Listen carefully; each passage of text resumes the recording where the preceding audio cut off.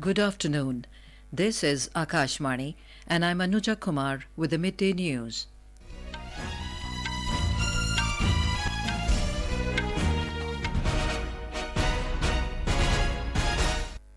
The headlines. Prime Minister Narendra Modi conducts aerial survey of landslide hit regions of Wayanad in Kerala.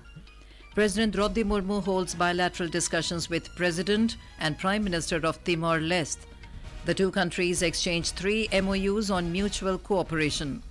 External Affairs Minister Dr. S. Jaishankar says India is committed to deepen ties with Maldives for benefit of the region, meets President Mohamed Muizzu. Finance Minister Nirmala Sitharaman asks banks to focus on core banking, mobilise deposits and lending funds. In Brazil, all the 61 people on board killed in a plane crash in Sao Paulo. And in Paris Olympics, Reetika Hooda to face Bernadett Nagy of Hungary in her opening bout in women's freestyle 76 kg wrestling today. And now the news in detail.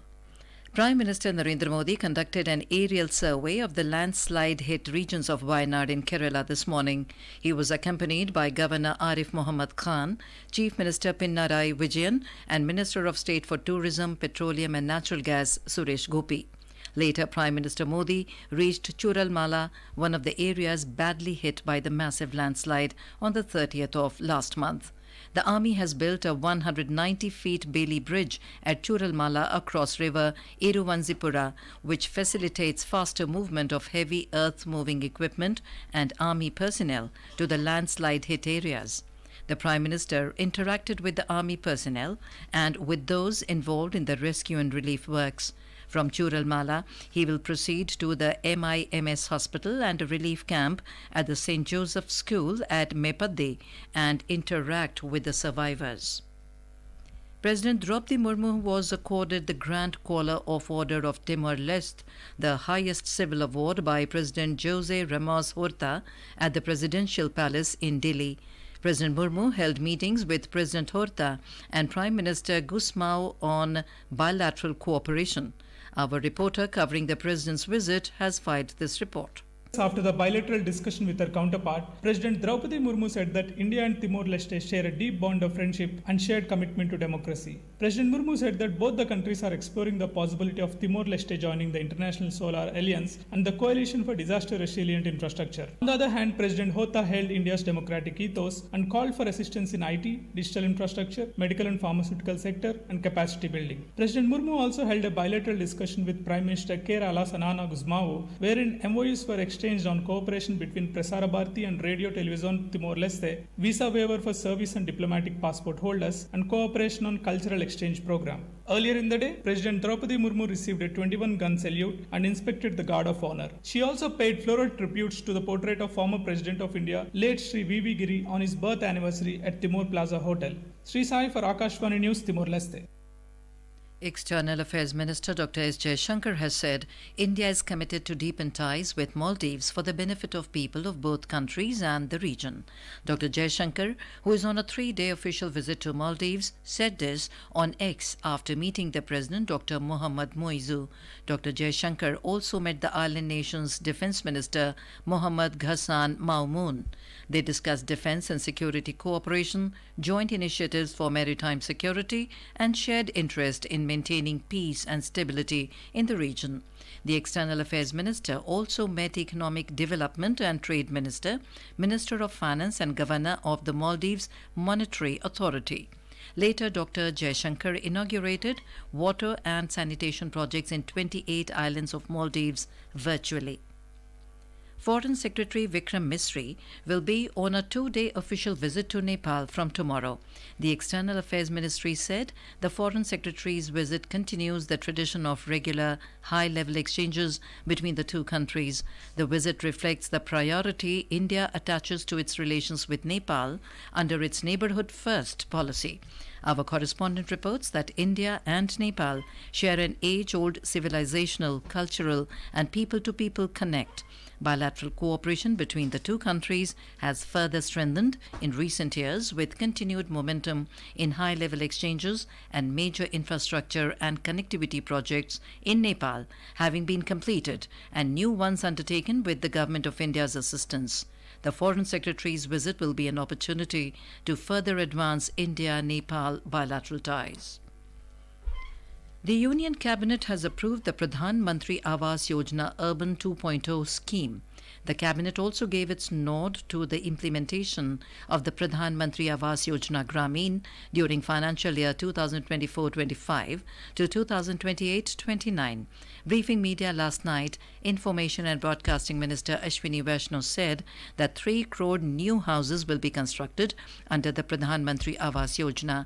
Mr. Vaishnaw said of them, 2 crore houses will be built in rural areas, while 1 crore will be constructed in urban areas. He said the budgetary provision on the scheme will be of 3,60,000 crore rupees.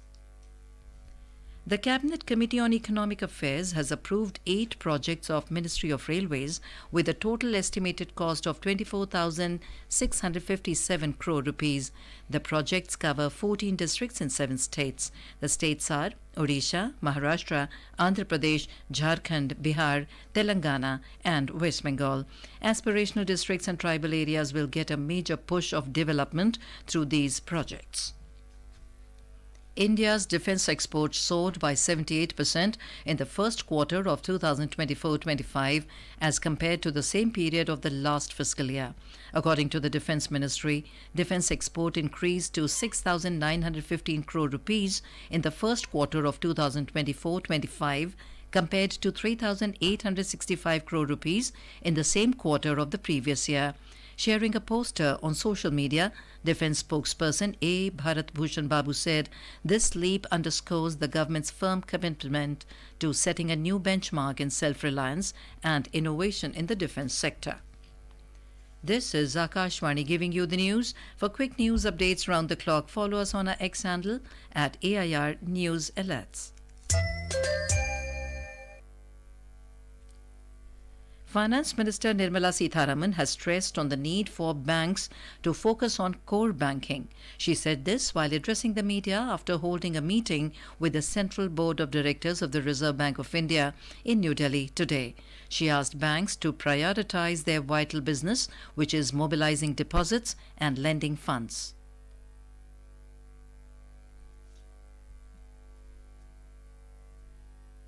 Reserve bank भी और सरकार भी बार बार बैंकों को कह रहे हैं कि आप आपके कोर बिजनेस एक्टिविटी के ऊपर जरा ज्यादा ध्यान दें और थोड़ा सख्ती से डिपॉजिट कलेक्ट करें, फिर लेंड भी करें, क्योंकि बैंकिंग का कोर एक्टिविटी यही है। बाद में कोई कुछ 4-5 विषय नया पोर्टफोलियो ये सब जोड़ सकते हैं, मगर आपके core business deposit collection and lending money.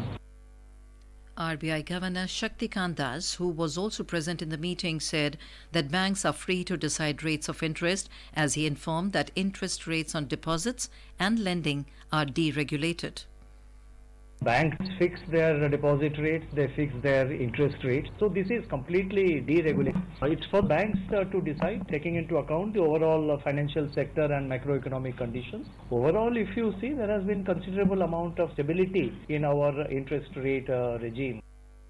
The Finance Minister noted the banking regulations amendments which the government is bringing in was long awaited. She mentioned that the amendments include important realignments related to the cooperative banking sector.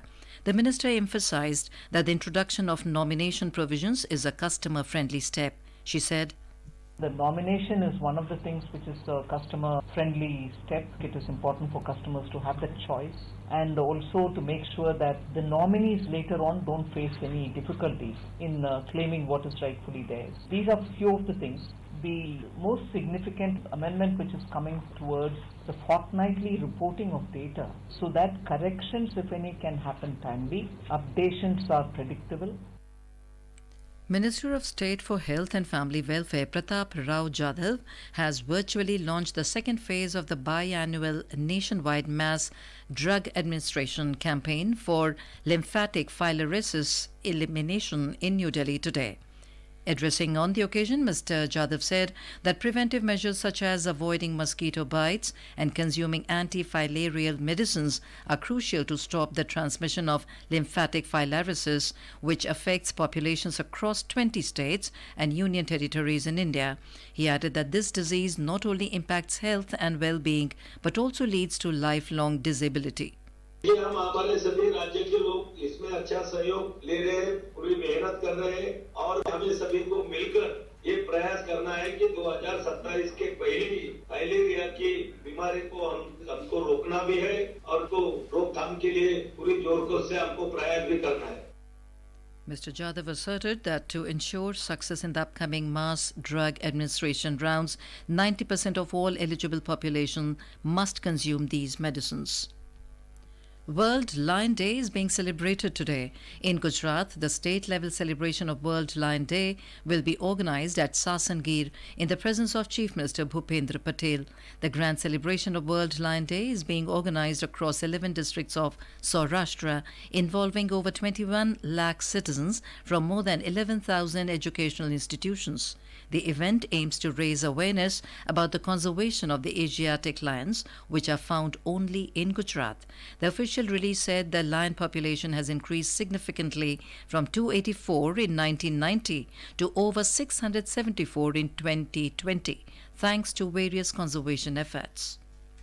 On the occasion of the World Lion Day today, Prime Minister Narendra Modi commended all individuals involved in lion conservation and protection work. In a social media post, the Prime Minister highlighted that India is home to a large lion population in Gir in Gujarat. He noted that over the years, the number of lions has increased significantly, which is a positive development.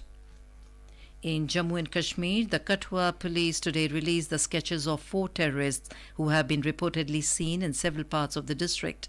Our correspondent reports that the police are offering a cash reward of 5 lakh rupees on each terrorist for actionable information. The terrorists whose sketches have been made public were last seen in Dogs of Malhar, Bani and Sojdhar in the higher reaches of the Kathua district. A police spokesperson said anyone with credible information of the terrorists will also be suitably rewarded and the identity of the informers will be kept strictly confidential. In Jammu and Kashmir, the police nabbed a drug peddler and recovered a huge consignment of heroin-like substance from his possession yesterday. Akashvani Jammu correspondent reports that the Jammu police nabbed the drug peddler on the basis of reliable information and recovered heroin-like substance weighing around 33 kgs. A case has been registered against the culprit and an investigation has started. Prima facie, it appears that the accused obtained the consignment from border areas of Akhnur sector and was taking it to Punjab. Further investigation is underway. The India Meteorological Department has forecast very heavy rainfall over northern parts of the country till tomorrow. The IMD said that very heavy rainfall is expected over Himachal Pradesh today and over Uttarakhand and East Rajasthan till tomorrow.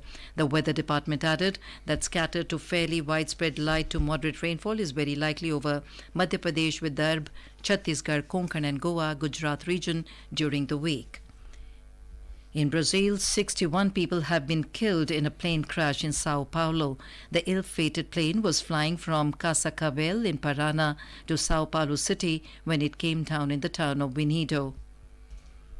At the Paris 2024 Olympics, Indian wrestler Reetika Hooda will begin her campaign in the women's freestyle 76 kg event. She will face Bernadett Nagy of Hungary in her opening round at 2:30 p.m. IST.